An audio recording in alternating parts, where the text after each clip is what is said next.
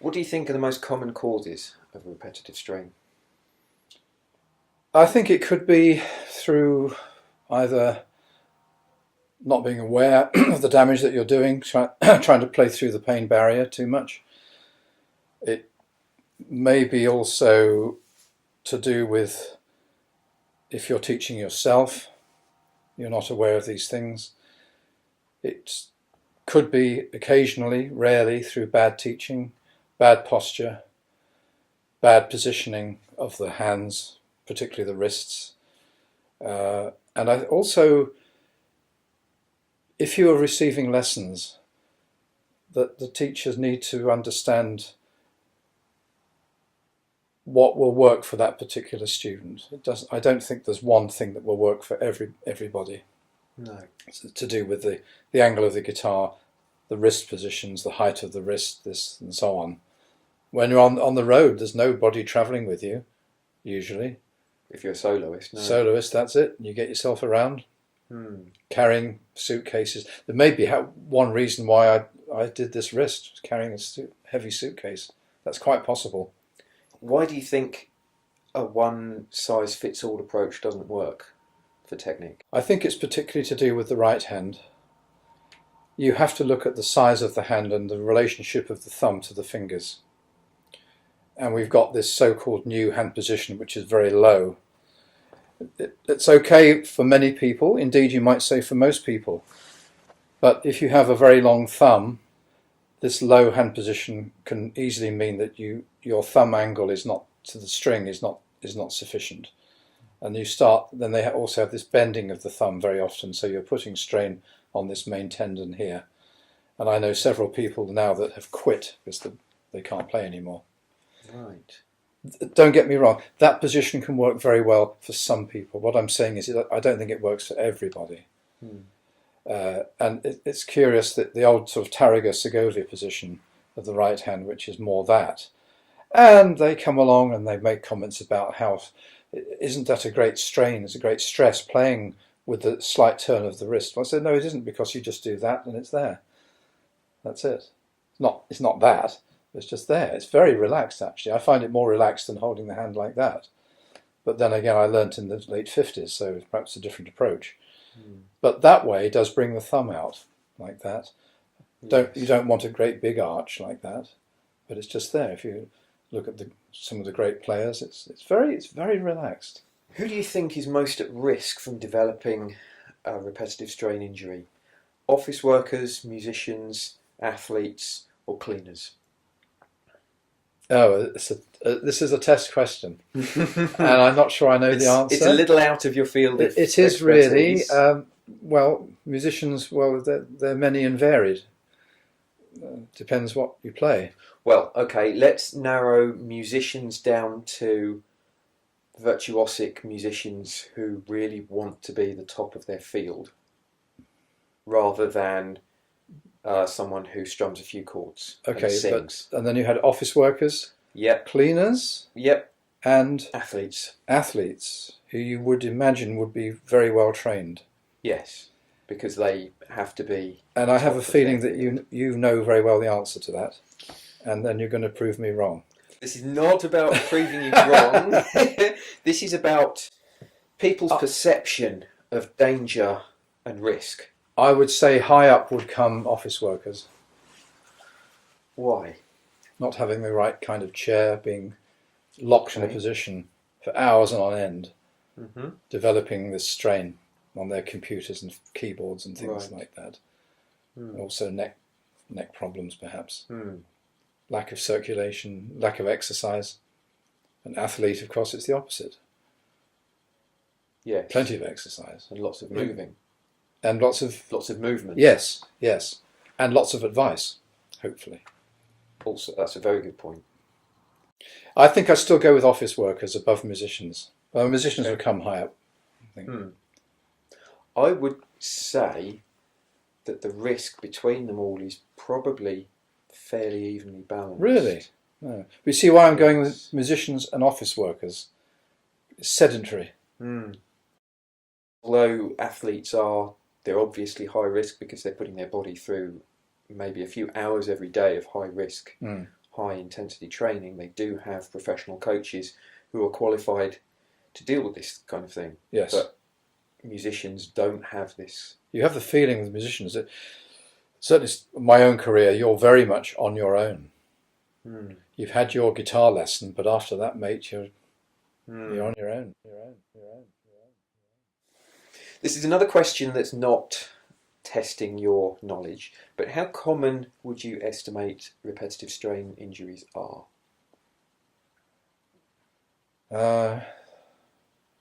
You can talk about guitarists or musicians in general. Thinking about guitarists, really, I would say the ones that I come into contact with, either teaching them or the pupils I haven't taught, but I obviously know at college, would be people who've developed this over their time at college would be something like 10%, roughly. Right. Okay. 1 in 10. That's actually a lot lower than what orchestral surveys Is it? say. Yeah. It is very much the norm, it seems. Yeah. Especially, the numbers for student musicians are similar to professional musicians. So it's staggering. If it was 10%, then one could argue that, well, it's sorting out the good from the bad. Maybe they're not genetically suited to it, and they should have chosen a different instrument or a different career entirely. Yeah. Whereas it's more like 60% or more, perhaps. I can't remember the figures. Wow. Yes, it's shocking. But then, what are you basing your 10% on? Just on the students I've had contact with in the college. People talking about their problems. Yes. Right, which of course goes back to the thing I mentioned earlier, where people might want. It was theorised that people want to keep these things quiet because if you're there's that. If you're going for a position and there are people saying they've got an injury, they're not as reliable. But I haven't sat down with a couple of students in the canteen and said, by the way, have you developed such and such? No. It might just arise. So I've got a bit of a niggle today. Or they say, actually, I've got something here. Fuzziness or pins and needles or whatever. Yes. Just the start of something there. But they don't just automatically come out with it. No. No. How much mention has there been when you were studying? How much mention was there on physical health and injury prevention? I can't remember anything. You don't mean you have a complete blank. You mean you, as far as you remember, I don't recall ever mentioned. being told. Right. What about now as a teacher? Me as a teacher? Yeah, as somebody who was head of a department. Yeah. And has held long positions at various places where you're aware of these things being taught. What was the department bringing these issues up for the students? Anywhere in the college? Any department, do you mean? Or yes, any musical area.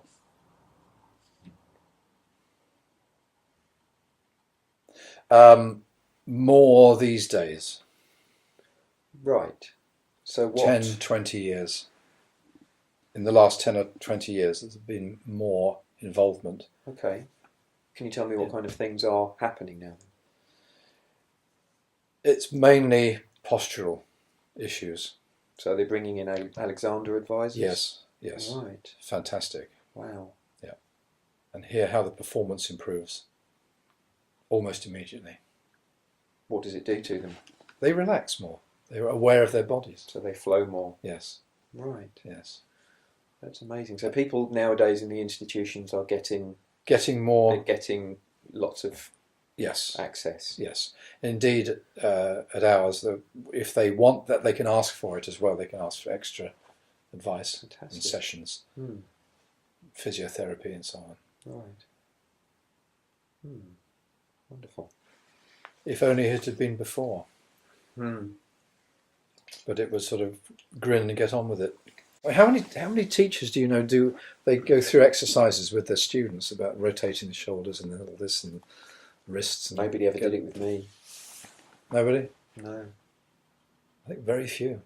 Do you wonder whether, again, we're dealing with students, whatever level, even in grade level, and beginners, that they're not sometimes given enough advice on how to practice. You mean how to use their time? How to use their time. And do you really want to be practicing for 6, 7, 8 hours a day? It's exhausting. Do you need to do that? If it's your absolute life and you've got no other responsibilities, then maybe you want to. But is it a good idea? It's a good idea. I don't think it is. No. And I think it would take a long time, if you were to approach it sensibly, it would take a long time to build up to that kind of stamina. Have you set out to learn about the anatomy of playing? I should have done very, very little. I should have done that. Did having an injury make you learn a bit more? Yes. About hand? Oh, yes, and the back as well. Yes. Right. But to all the inner workings of the hand, perhaps we should know about those things. Have you done any research into that? Yes. Yeah. But then I've been interested in human anatomy since I was a teenager. So it's just natural for me to put these two things together. Have you found that talking to students that don't exercise, they don't do warm-ups? Well, almost nobody that I know is an active person. People generally in this country are lazy. That's sad, isn't it? Yes. We're not designed to sit around all day. That's a sad indictment. It really is. This evening, they promised there's going to be some sun this evening. I'll be down with Richard at the cricket nets, helping to train a few people. I don't get involved in the batting because it's very dangerous, but just being in the open air, chucking a ball around, bit of jogging, if need be, great. I can come back and I know I'll feel better at the end of that. And if I chose to do another 40 minutes practice when I come in, I'll feel better. Things are working. Yeah. Just sitting in the same room, breathing the same air. God. The benefits of exercise on every function of the human body are just so widely publicised. Being healthy just makes you better at everything else you want to do. From feeling better to being more productive, having better memory. Yep. So yes. overlooked. Yes. Do students ever mention to you that they're having pain problems or numbness or whatever? How do you find out that the student has a problem? It can be either they just tell me straight out, or we're playing a passage of a piece, and I notice something's not quite right. What's going on there? Says, you have an issue with that? Yes, I've got a bit of a niggle. Okay. It's the usual way they describe it. Oh, okay. Let's have a look. So would you say that you normally catch these things together? You normally get these things quite early. Yes. And the college has been quite accepting of this. Well, they're always sent off or referred to somebody who specialises in that particular problem. We try to get them with that person as soon as possible. Right. And if there's an exam deadline coming up, so get the expert's advice. Yes, there is a problem there. We suggest that you defer for 3 months or whatever. And usually that is fine.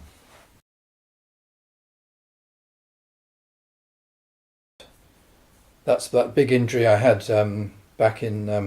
I'm not afraid to talk about it because I'm near the end of my career, but way back in the 90s. And I had to sort out my barre technique after that. I remember I was going for a chord at the 9th position, half barre, top 3 strings, and suddenly the pain was like a wasp sting. It was like that, or a hornet. Suddenly, right here, I nearly dropped the guitar. And I couldn't play. I really could not play. And what had happened, I went for a scan, I went to Leeds Hospital, and also Harrogate, as one of the country's leading authority on hand problems. And apparently the tendon had separated off the bone. Wow. And I had very good treatment at Leeds, and I was back playing after about 3 months. but I had to completely rejig the thumb position.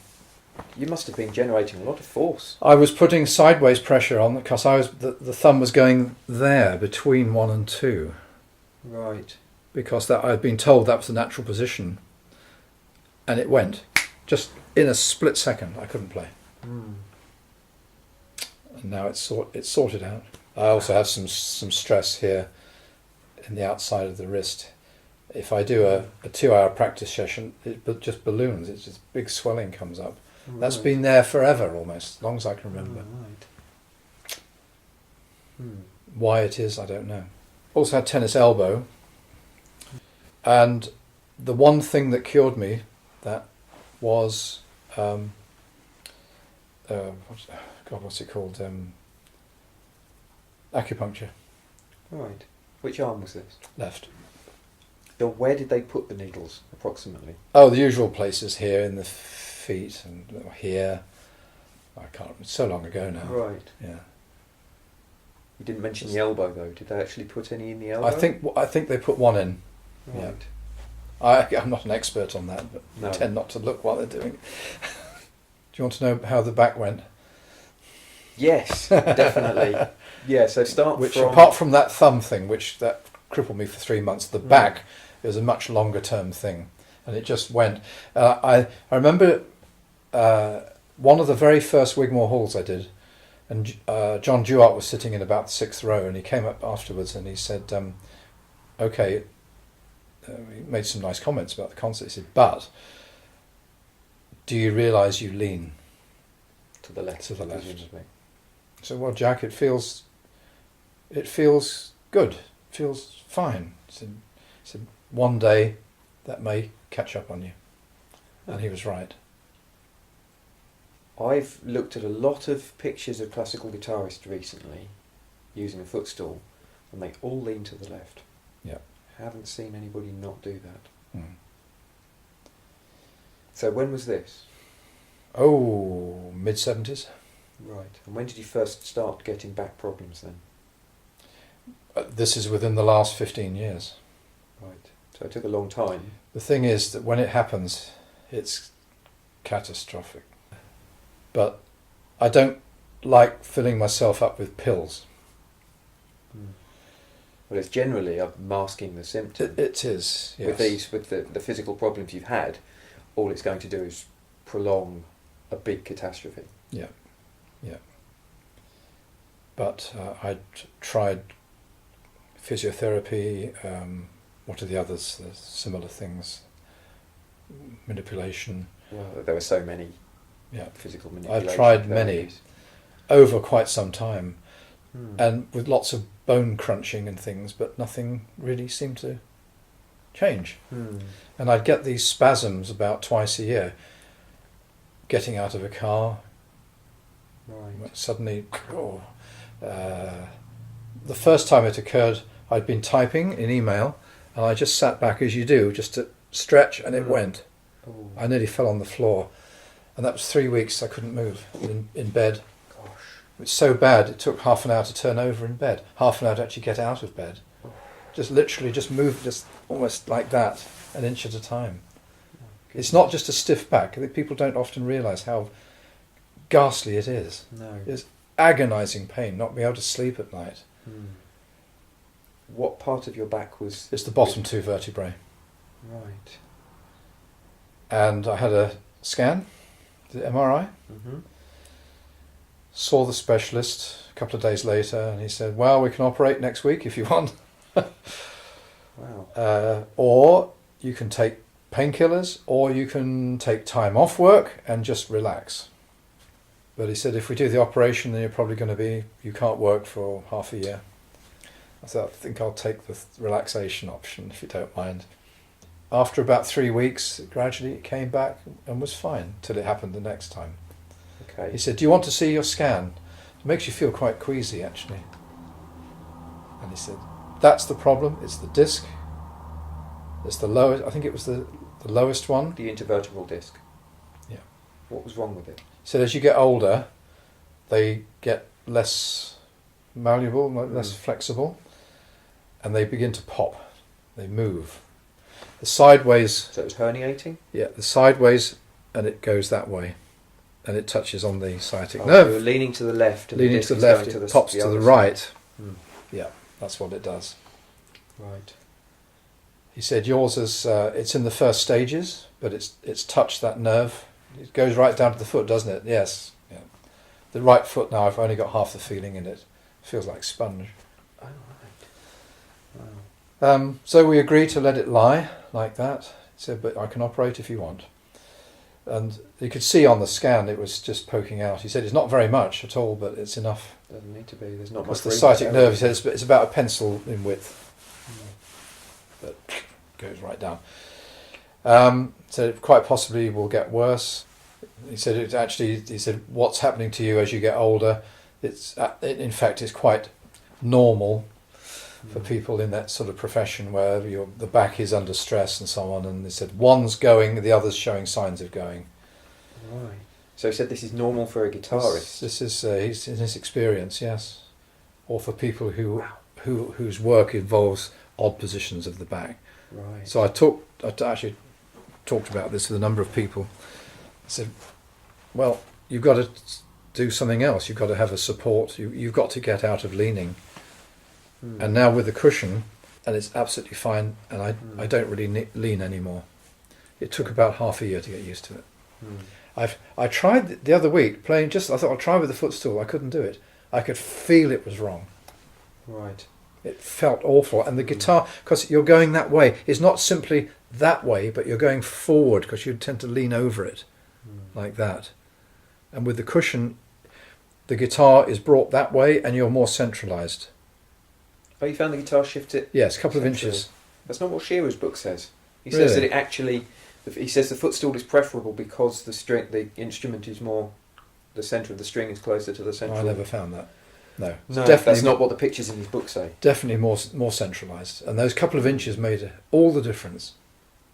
But what I was finding with the footstool, that the leg was actually raised, and there's like a dip here, and I was literally falling into the dip. Oh, the guitar was sliding backwards. Yeah, it's going in there. Oh, gosh. That was awful. And you kind of feel it, you want to hug it, and it's not the best for sound anyway. But as the specialist said, the damage is there, it's being done, so you've got to be very, very careful. I'm now told, of course, I cannot lift anything remotely heavy. Right. I've had about 5 or 6 back spasms. And I went to the outpatients eventually, and there's a very good chap there, and he said, well, I see from your notes that you've tried this, this, this and this. Any good? I said, well, not really. Don't want to keep on taking pills. Right, have you thought about acupuncture for this? No? And that day I'd almost crawled in on my knees, and I walked out after an hour. From your first acupuncture? Yes, the first one, and he said each session it maybe doesn't work quite as well, but it'll build up.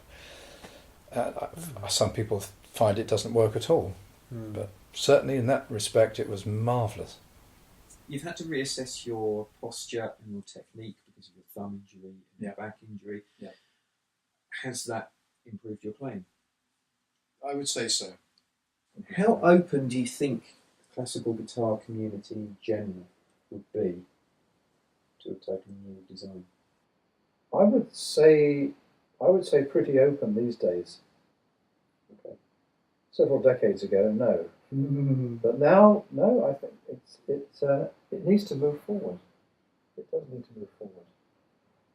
So I take it if I can have a prototype made, you'd like to have a go. I'd be interested to try it. Mm. Yeah.